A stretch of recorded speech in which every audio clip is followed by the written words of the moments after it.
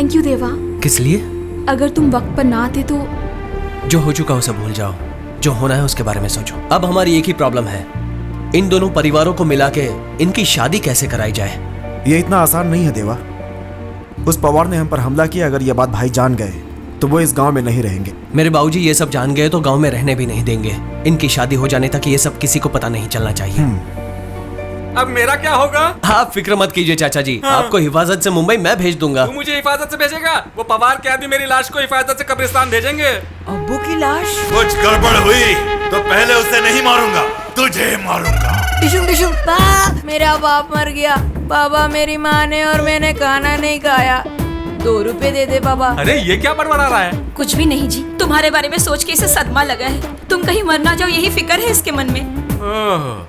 मतलब मैं पहले से ही मर गया सोचकर मेरी लाश को बीच सड़क पर रखकर भीख मांगने की प्रैक्टिस कर रहा है। अरे चाचा, जैसे जैसे किनारा पास आता जा रहा है आपका टेंशन बढ़ता जा रहा है। सुन प्यारे, मामला ठंडा होने तक मेरे चाचा जी को तू अपने लॉज में संभाल के रखना। रखोगे?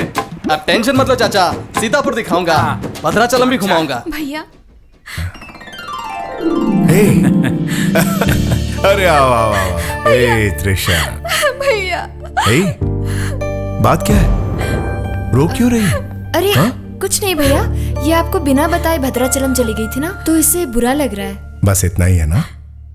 देखो, तुम दोनों अब छोटी बच्ची नहीं रही। अच्छा क्या है बुरा क्या है ये समझने लायक हो गई हो। वैसे भी तुमने कोई बहुत बड़ी गलती नहीं की। ऐसे क्या देख रही हो दोनों? आज आप कुछ अलग से दिख रहे हैं भैया। अलग सा दिख रहा हूँ?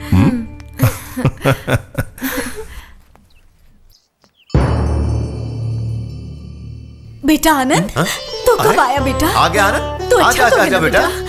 बताना क्यों बेटा? कैसा है? इम्तिहान खत्म होकर 3 दिनों के बाद आया है। दोस्तों ने रोक लिया था क्या? हाँ बाबूजी।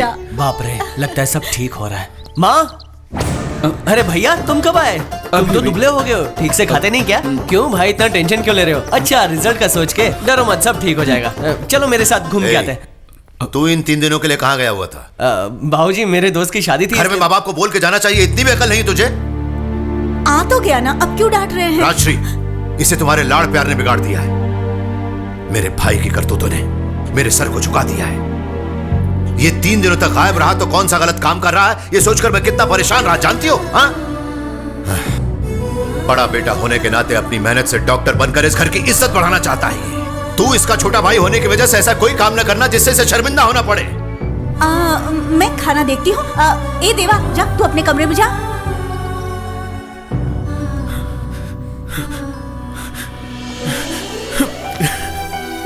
सॉरी देवा।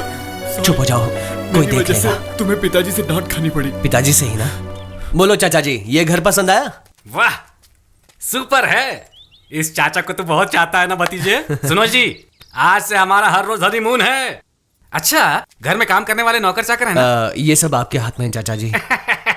अरे ये क्या, ये यहाँ पर, ये हमारे घर में काम करने आए हैं क्या? नहीं एले सर, इनके यहाँ काम करने के लिए तो मैं रख रहे हैं। ये इनका घर क्या है। समझा रहे हैं मेरे बारे में? सगे चाचा को दूसरे के घर में काम पर रखकर भाग जाने वाले भाई को अपने घर पे ले जाकर रखा। अभी जाकर आनंद का भांडा सबके सामने फोड़ देता हूँ। ठीक है जाओ। तुम्हें ने इनको ये गलत आइडिया देकर इनकी आर्य समाज में शादी भी कराने वाले थे, ये कहूंगा। तुम्हारे हाथ पैर तोड़कर गोदावरी में बहा देंगे। चाचा, अशोक साहब आ गए।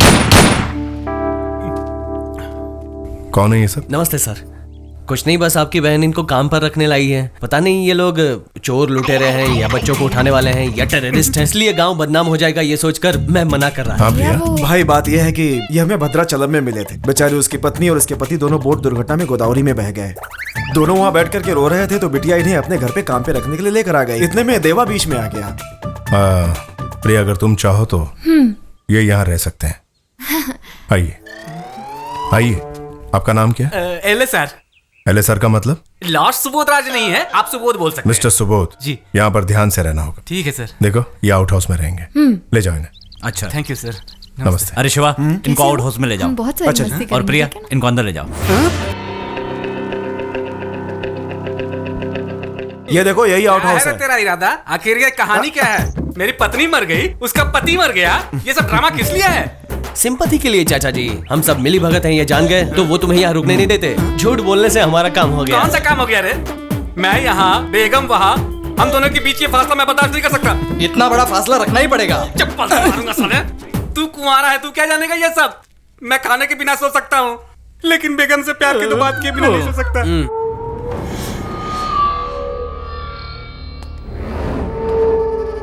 ये कैसा खेल है? मेरे बच्चे को मरे पूरे 10 दिन हो गए। वो कौन है, कहां रहता है, कुछ भी पता नहीं चला अभी तक। मैंने पता लगाया भाई। भाई आपको याद है उसने कहा था कि वो गोदावरी का पानी पी के पला है। समंदर के नमकीन पानी पीने वाले तुझ में इतनी अकड़ है तो गोदावरी का मीठा पानी पीकर पलने वाले इस देवा में कितनी अकड़ होगी? अभी याद आया। अरे इस गोदावरी का क्या किस्सा है? मैं दिखाता हूँ, इस मैप में पूरा डिटेल है। ये गोदावरी नदी है, ये वेस्ट गोदावरी, ये ईस्ट गोदावरी। मैं भी यही पैदा हुआ था भाई। अपनी स्टोरी बंद कर, बात क्या है? बताता हूँ भाई।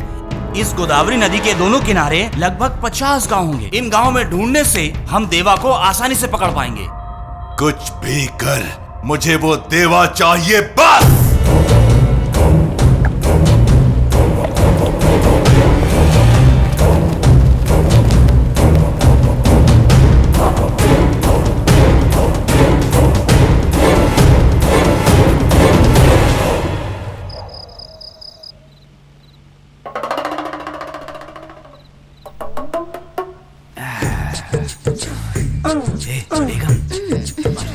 क्यों उस तरफ पलट रही है? अरे ये मैं हूँ, वो तेरा अपनी। अरे ये क्या है जी? अगर किसी ने देख लिया तो गड़बड़ हो जाएगा। जाओ जी जाओ, चलो जाओ। नो जाओ, फुल मूड में आया हूँ। अब अगर कोई बीच में आया ना तो उसके टुकड़े टुकड़े करके फेंक दूंगा। मेरा बाप मर गया, बाबा मेरी माँ ने और मैंने खाना नहीं खाया। 2 रुपए दे दो बाबा। ये ले भीख, सो जा। अल्लाह तुम्हारी तमन्ना पूरी करे।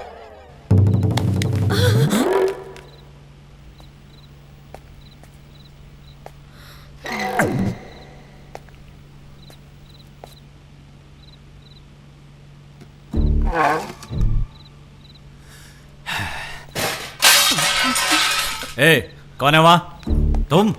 तुम यहाँ क्या कर रहे हो? साहब मेरी पत्नी सपने में आई साहब।